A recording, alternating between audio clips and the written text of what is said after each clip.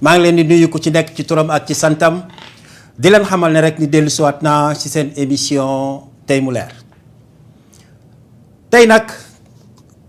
dama bëgg rek ñu réfléchir ndoo ensemble par rapport ak benn situation boo xam ne bien déterminée ndax nit ñee ngi koy nëppal nit ñee ngi koy seetaan nit ñee ngi koy tànxamlu te warul doon suñu taxawaay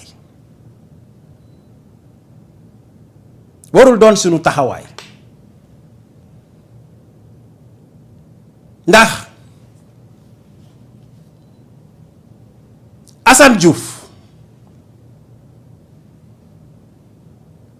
fu mu nekk nii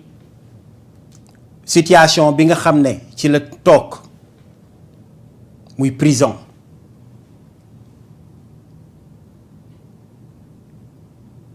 dafa mel ni àddina yëpp dañ ko tànxamlu fu mu nekk nii dafa mel ni àddina yëpp dañ ko wan ginnaaw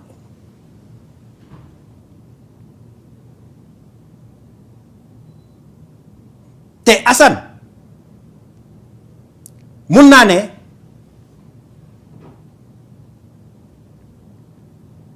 Sénégal boo koy xool yépp mooy nit ki nga xam ne moo gën a dëggu ci li muy def ndax tey bépp sénégalais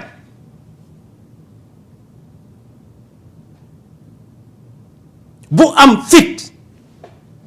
ne yaa ngi jël micro comme niñ koy waxee télé ci poste ne yaa ngi attaquer les problèmes sénégalais c'est grâce à Assane Diouf. Assane Diouf, il n'était rien d'autre qu'un régulateur social au Sénégal nga bëgg ko nga bañ ko Assane Diouf ñëpp ko doon déglu ak contenu lu muy wax yépp ak lu ci munti nekk dëgg rek la daan wax te ku ci weddi na nga rek xool société sénégalaise bi tey ni muy doxee lépp loo fi gis tey Assane Diouf l'avait dénoncé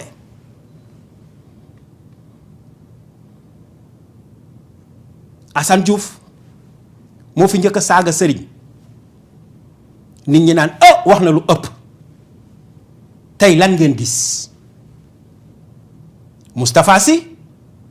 bu taxaw jàkkaarloog lu toll ni le khalife général des Tidjanes di wax yoo xam ne teguwul fenn ci kawam Assane Diouf l'avait prononcé waxoon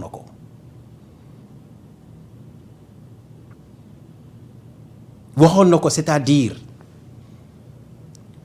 li yëpp dénoncé woon na ko lii nga xam ne tey jii laa la wax moo doon actualité biir Sénégal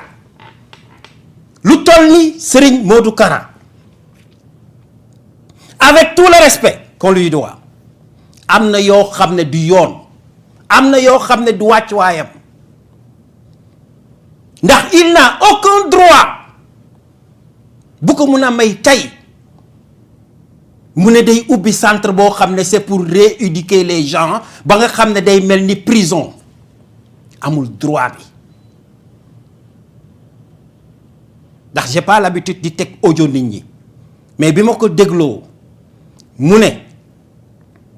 bu fekkee dañ koy tëj buñ ko yóbbu 100 mètres ndax ay taalibeem ñoo fa nekk buñ ko naree tëj dañ ko def résidence surveillée ban loi moo am Sénégal dama bëgg rek ngeen xool ban loi moo am Sénégal Serigne Moustapha Sy sañ na taxaw jàkkaarloog la khalife général des Tidjanes yekk ko lu mel ni xeme Serigne Modou Kara mën na toog à tout instant bu ko neex mu dem ubbi prison boo xam ne prison boppam la boo xam ne tegu ko ci benn droit ci benn loi mais Assane Diouf bi nga xam ne moom moo toog Sénégal di édifier nit ñi par rapport ak nit yu bon yi nga xam ne ñoo yor dëkk bi Assane Diouf daf ñu jox alerte bu yàgg mais les gens n'ont pas compris bu ñu jógee naan noo day saaga ku ciy wax sax di nga wax sa wax mais doo endorser saaga yi nga xam ne Assane Diouf daan na ko saaga ma leen di laaj yéen ñi di ma déglu jël leen liste ngeen bind ñi nga xam ne ñépp Assane Diouf daf leen saaga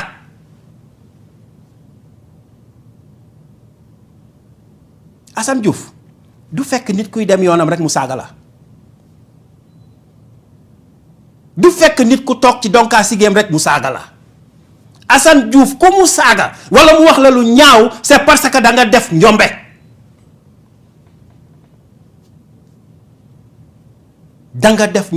moo tax mu taxaw wax la li mu lay wax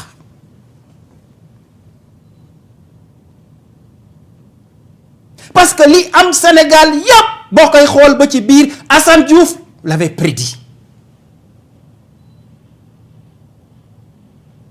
léegi nag pour tëj làmmiñam le gouvernement a choisi que li gën mooy nañ ko jël tëj ko kaso jéem ko rey d'une manière silencieuse mais soyons raisonnables àddina bi kenn waratul wax dëgg Sénégal kenn waratul wax dëgg ku nekk ci fen ak ci loo munti nekk yow la ñuy gëm mais Assane Diouf mi daan taxaw di wax dëgg te dëgg bi mu doon wax bu ci boolewul woon saaga kon tey amaana kenn du ko dégg te ñun ñëpp bu boobaa dañuy gëlëm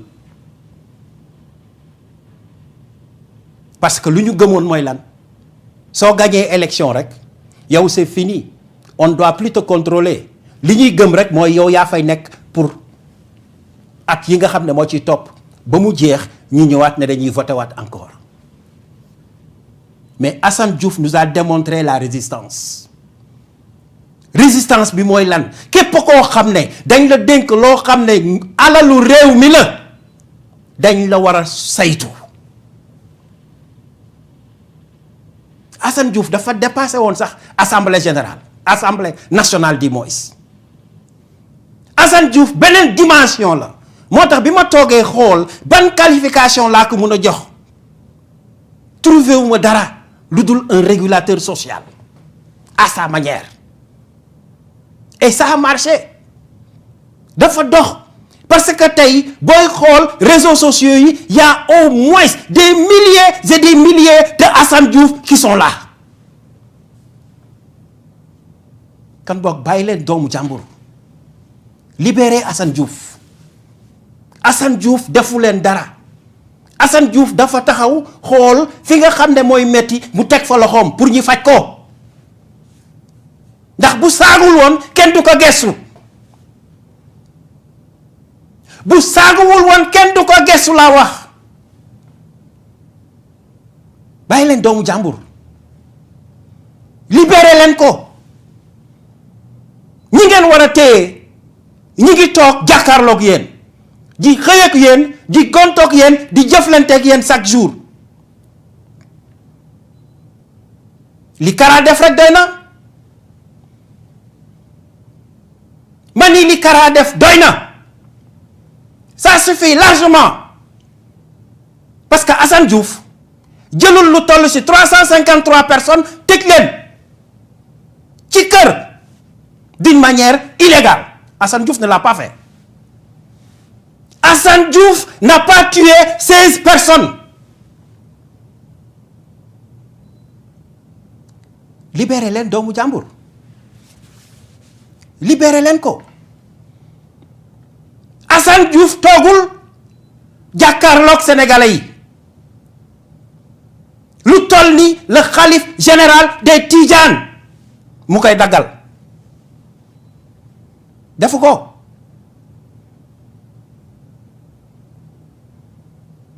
kon bokk ñi ngeen war a jàpp ñi ngeen war a jël tëj ci kaso bi ñi ngi xëy ak yéen di nekk ak yéen di jàkkaarloog yéen chaque jour mais pour des intérêts politiques des intérêts typiquement politiques ndax Kara am na mois doo leen ko song doo leen ko attaqué doo leen dem ne ko hey mu ne naam ñu ne ko li nga nekk dara du ci dëgg mais silence total mu yor micro di kex-kexi di cex-cexi di ree di am fan di xàppi te mi ngi def loo xam ne dara légalu ci ngeen ne patak moom kon boog dama bëgg à partir d'aujourd'hui ngeen xam ne Assane Diouf lu ko wokk wala lu ko xuri vous êtes responsable te lii daf leen di topp ba seen dund di jeex parce que Assane dafa am jawar Assane dafa am njaboot Assane dafa bàyyi ay xale yu ndaw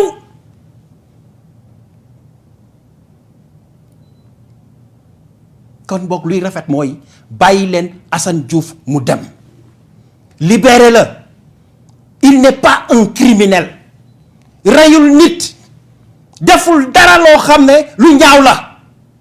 ndax koo xam ne mënoon na toog ne suma yoon nekku ci ndax nit ki soo koy évaluer yow da ngay xool lu baax li muy def mais boo jëlee sa bët nga teg ko ci yeneen mbir da ngay sonn parce que ku ci nekk am na loo denc sa suuf randal mais bëggoo keneen xam ko kon boo koo xam ne sàccul fenul reyul mais il a le droit citoyen la lu ko neex mu wax ko ci dëkk bi mooy li may wax bu fekkee da nga nar a jiite réew ba pare am xol bu tuuti ce n'est pas la peine ngay jiite parce que tu ne vas pas réussir tu vas beau essayer mais doo réussir Assane Diouf deful dara ndax koo xam ne malgré tout mi ngi montrer un bon exemple à toute la jeunesse sénégalaise mooy dem toog ci école 12 di ko liggéey di ko bale di nettoyer douche yi loo xam ne yow mii nga xam ne sañoo ko def il était là-bas au service de la jeunesse sénégalaise au service de l'école sénégalaise nga ne non parce que Assane m'a indexé parce que je suis un voleur parce que tu es un voleur si tu n'étais pas un voleur Assane Diouf lu mu wax du la saf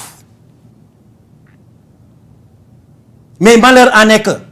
vous êtes des voleurs et Assane l'a dénoncé il n'a pas hésité de dénoncer ça chaque jour Assane est un héros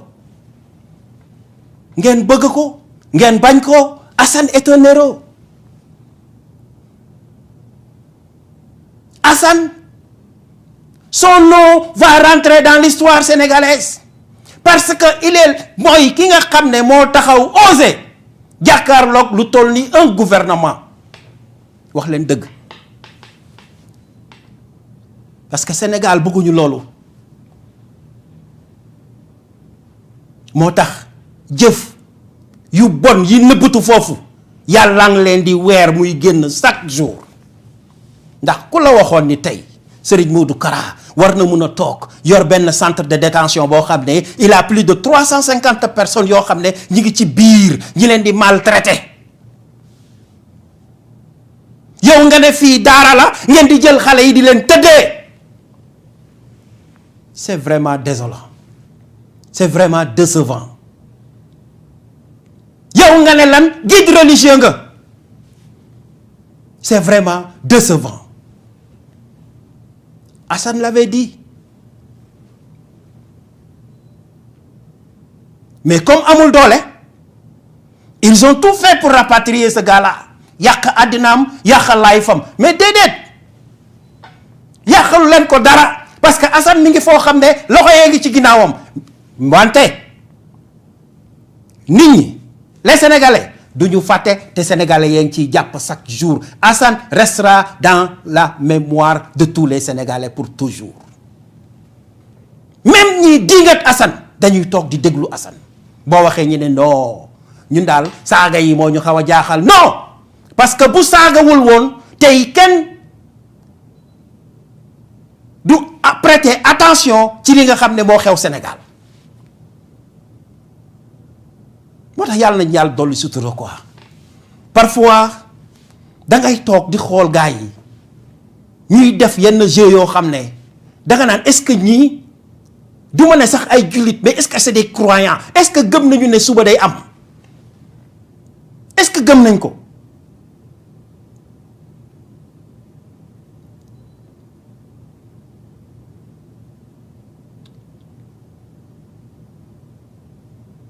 Donc Assane libéré leen ko bàyyi leen jàmbur libéré leen ko libéré Assane Diouf s'il vous plaît. Assane n'a rien fait defkat yaa ngi biir Sénégal di def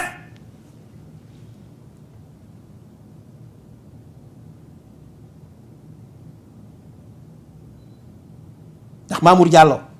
ba léegi ñun xamuñu suñu 94 milliards fan la nekk xamuñu ko kooku ak Assane Diouf ku gën kooku ak Assane Diouf ku gën Aliou Sall suñu xaalisu pétrole bi mu sàcc ba léegi mu jiwul fenn parce que magam mooy président fan la mujj ndax lan la raison du plus fort est toujours la meilleure yaa ngeen ñu koy imposer ana ñi nga xam ne ñoo sàcc xaalisu Covid 19 bi jël ko dem utiliser ko à des fins yoo xam ne kenn xamul nu mu demee bay jël les denrées alimentaires di ko transporter ci oto mbalit come on guys ñoo ñokk Assane ku gën Assane sàccul alalu réew mi mais Assane n'était rien d'autre qu'un régulateur national et un régulateur social ndax moo doon éveiller la conscience des populations sénégalaises Assane moo ñu doon informer Assane moo ñu doon wax dëgg bi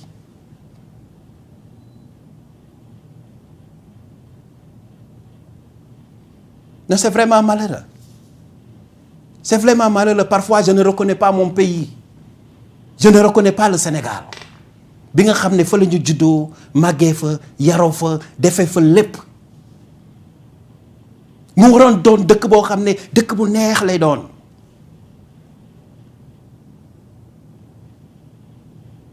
ndax koo wax Sénégal mu ne la religion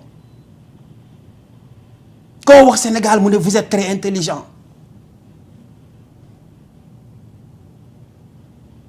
koo wax Sénégal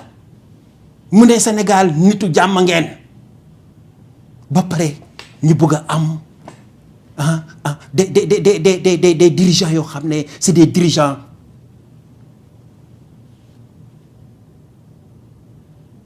bàyyi leen Assane mu ñibbi bàyyi leen jàmbur mu ñibbi il n'a rien fait bàyyi leen jàmbur mu ñibbi te ngeen dem seeti seeni sàcc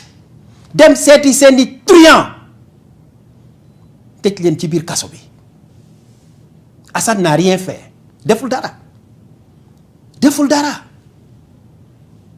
c'est pour des raisons politiques yaa ngeen nii jël ko denc ko déstabiliser ko yàq àddinaam yàq layfam pour rien du tout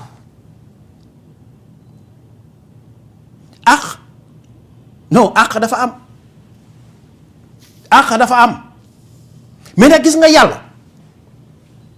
dana jël mbir teg ko sa kaw loxo nga defe ne yow rek yaa ko yor du fa jógee mukk ci àddina yaa ngi nax sa bopp xamal ni da nga beew te tôt ou tard billahi tu vas payer te xam nga fay bu gën a garaaw mooy fay bi nga xam ne da nga koy fay ci biir àddina bii si biir jamono bii ñu nekk te comme ça que ça va se passer c'est pour cela tout ce que j'ai à te dire gis nga Sonko mi ngi ñëw Sonko mi ngi ñëw et il sera le président de la République kooku mënoo ci dara mbiru yàlla la bu fekkee histoire politique bi nga xam ne jàng nañ ko ak vision politique bi nga xam ne am nañ ko par rapport à la société soo ko jàngee bu baax yow di nga xam ne changement day am te changement boobu bu amee doo leen ci génne noonu parce que tax ngeen àddina bi sax respecté tuñu Sénégal le pays le plus respecté du monde avant ñi fi jaar ñëpp dañ fi jaar ak dignité. Voilà le gouvernement le plus moribond, le plus nulard du monde que le Sénégal n'a jamais eu. Sincèrement parlant, parfois quand je parle de ça, j'ai le cœur qui grince, sincèrement. ndax tey dañu waroon wax ci kaw bànneex naka la ñu war a gérer suñu pétrole naka la ñu war a gérer suñu ay minéraux naka la ñu war a gérer lépp loo xam ne ay biens la yoo xam ne am nañ ko ci dëkk bi. Mais rien du tout. Rien du tout. xoolal Sénégal xoolal immigration clandestine bi xoolal immigration clandestine bi nga xam ne mi ngi am Sénégal en ce moment nga defe ne lan la parce que dañu dem ba nga xam ne fu mu nekk nii la jeunesse sénégalaise n'a plus d'espoir amatuñu espoir amatuñu yaakaar parce que imaginez-vous une chose yow ngay politique. mais ci kaw politique bi ngay def sax yaa ngi triande nit ñi depuis ba nga commencé en 2012 ba léegi doo ñu wax dëgg doo ñu wax lu précis lépp looy wax rek ay supposition lay doon ni oui ni non et ce ni oui ni non c'est ce qui a poussé à la jeunesse sénégalaise ñuy dugg ci biir ndox bi di dem di dee parce que amatuñu yaakaar parce que yow defe nga ne da nga fi war a nekk ba abadan daay man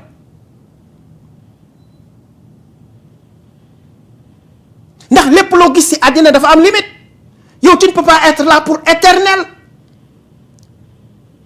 parce que boo nee da ngay def un troisième mandat mais jeunesse bi dootuñu am yaakaar. parce que du ñu gis rotation te dëkk balaa muy neex dafay am rotation démocratique ndax tey bu fekkoon dañu am président boo xam ne dafa dëggu kenn waxu la pour nga jox ñu liggéey kenn waxuñu pour nga jox ñu naan wala ñu lekk wala du whatever mais que tu sois véridique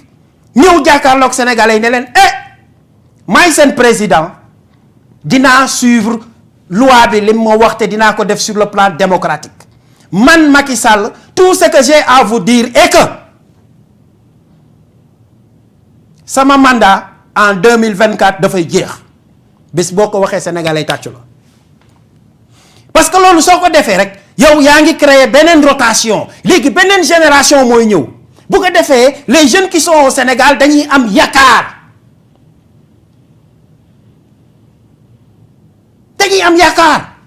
parce que dinañu xam ne dëkk bi dafay rotate dafay dox mais boo fa bëggee toog incapable tu n'as rien fait de bon au Sénégal xale yi naka la ñuy amee yaakaar mooy li ma fi wax la fois dernière rek même ñi nga xam ne tey ñi ngi ci àll bi ils ont tous les moyens qu'il leur faut mënuñu ñëw Sénégal pour investir ndax lan c'est un pays corrompu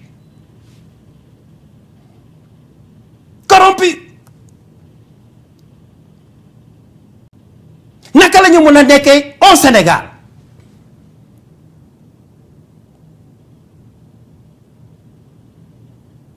passeport diplomatique ngeen koy séddoo seen biir yéen gouvernement bi ak sëriñ yi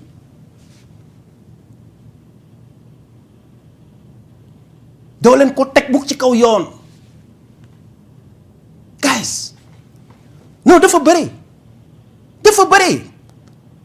mais loolu yëpp yaa ngeen koy def sénégalais yi ngi ne patak moom on dit rien ça va prenez-le si vous voulez mais nag nit dafa am valeur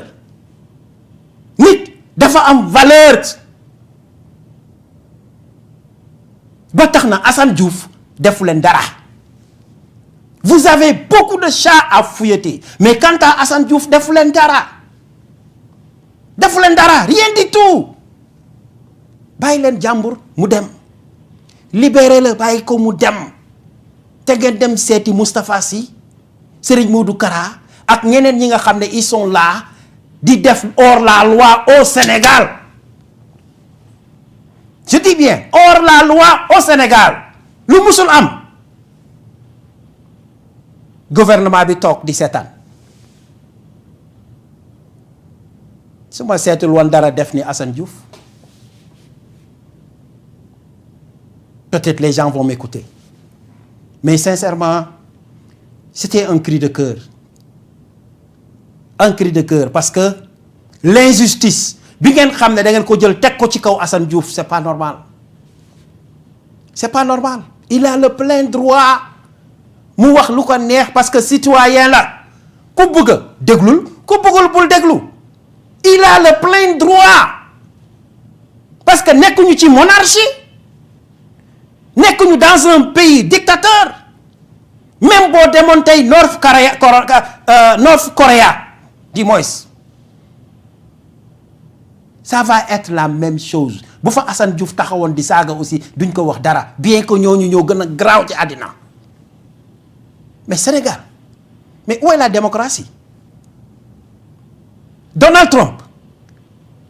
li koy américains yi di yekk chaque jour est-ce que mën nañ ko compter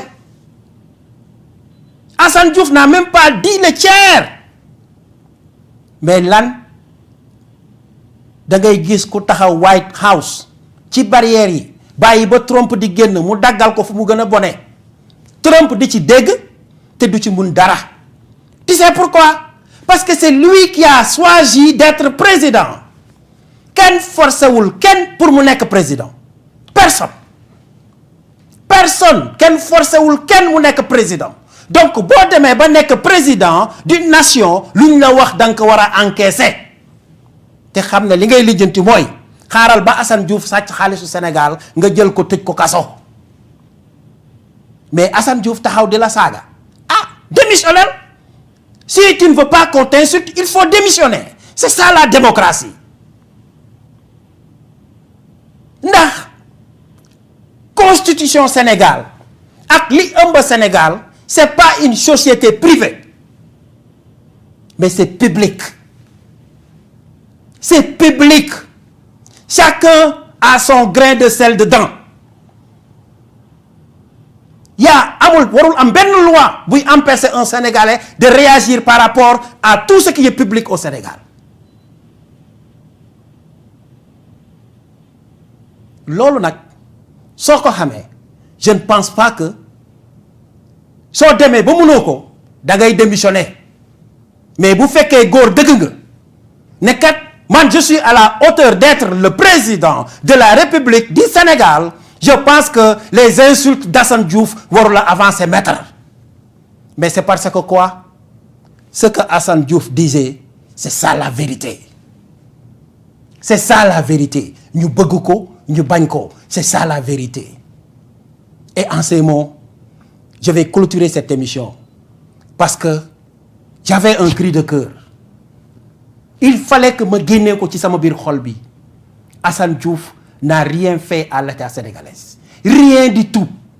Assane Diouf bu taxawoon diggu palais di saaga seen ndey guddeeg bëccëg ils n'ont pas le droit de l'arrêter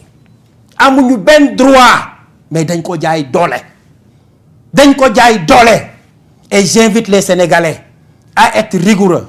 forte mobiliser wu jéem a xool naka la ñuy génnee Assane Diouf ci biir kaso boobu parce que ñi mérité kaso bi wane nañu seen bopp du kenn ku dul Serigne Modou Kara du kenn ku dul Moustapha Sy ndax il ne participe pas au développement du pays ñoom dañuy yàq dëkk bi au contraire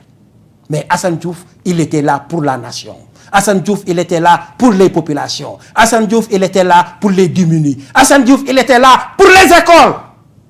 Je vous remercie. Du nouveau à Minneapolis, Tempo Afrique Travel. Vous voulez voyager? Achetez vos billets d'avion à l'agent de voyage Tempo Afrique Travel. Avec l'agent de voyage Tempo Afrique Travel, pas de problème de connexion, pas de problème de transfert de vol. avec l'agent de voyage Tempo Afrique Travel, c'est le voyage en toute tranquillité, en toute beauté, de votre maison jusqu'à votre destination. Votre satisfaction est notre plaisir.